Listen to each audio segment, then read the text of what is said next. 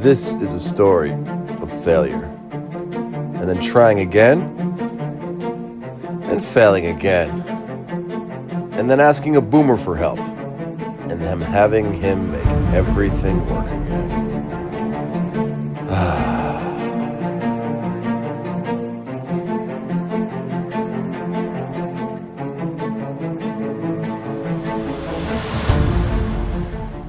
Hello and welcome back to Lefty's Workshop. So when we left off last week or something like that, I made the motor not work.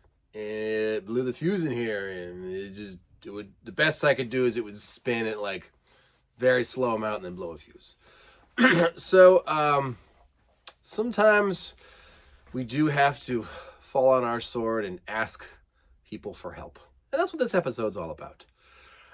I don't claim, nor do I really even have any interest to be an electric motor specialist, but my dad seems to know everything.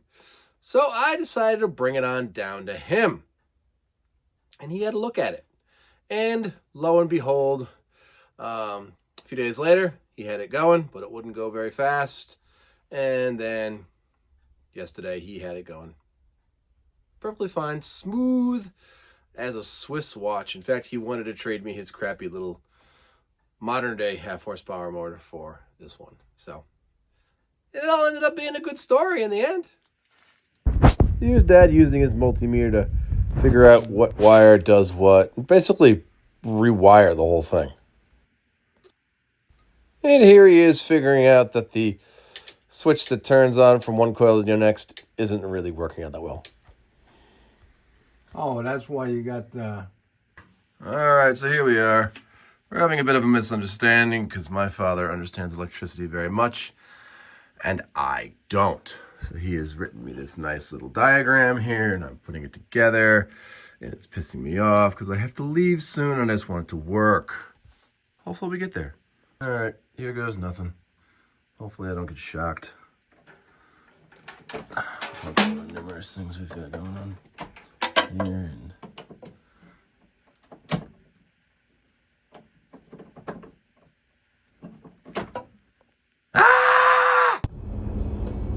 and then I drove home with my tail between my legs and left it with Dad. And he said that he would see what he could do. And I was on full thoughts that I'd be having to pay for a new motor. But soon enough, a few days later, I got a phone call. Oh, and as you can see, Dad, managed to get this working. So first thing we're going to do is take apart this poorly made wire thing. Yep. Yep. There we go.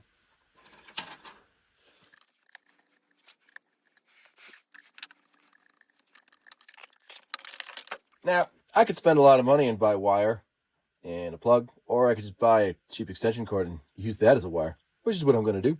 So, add your electrical connections, don't half-ass it, solder the little things on, put on the shrink tape, all the good stuff. All right, so the way I have designed this here today is the green wire is the ground, that'll go there. The black wire, the white wire goes there, and the black wire goes here, as you see, just like that. So now everything's all wired up. We need a cover there. Didn't come with one, so we're going to take this piece of metal here and make it a cover somehow, in a fashion.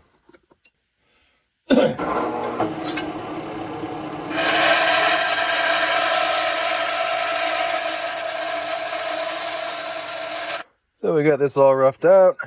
Now we're going to file it into nice, perfect shape.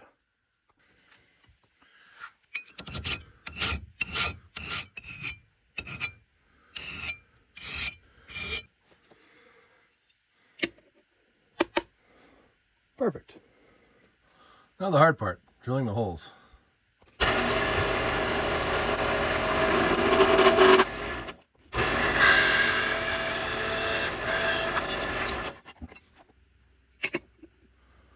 Holy crap, it lines up. Woohoo!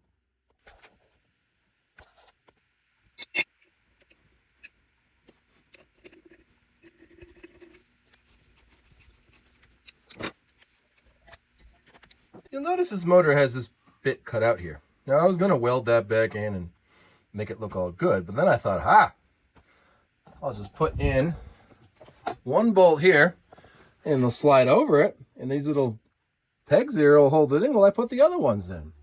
Yeah, think smarter, not harder. I warn you, there will be cursing here. Just so you know. Yeah. God, this damn thing is...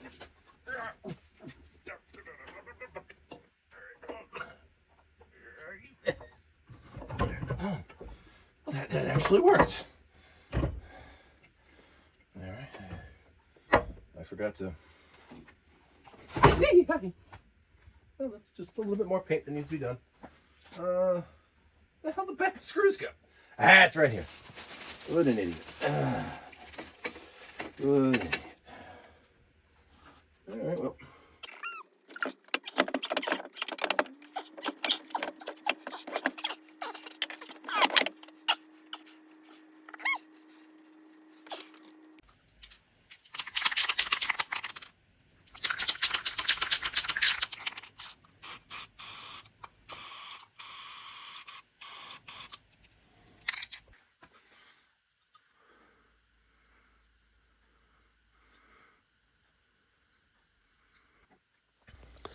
Then you got to remember to oil everything. That is one of the hard parts of this lathe. You got to remember to oil everything, but it's also kind of the fun.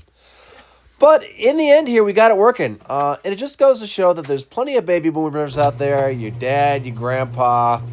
They know how to fix stuff. Just ask them, and I'm sure they'd be more than willing to help.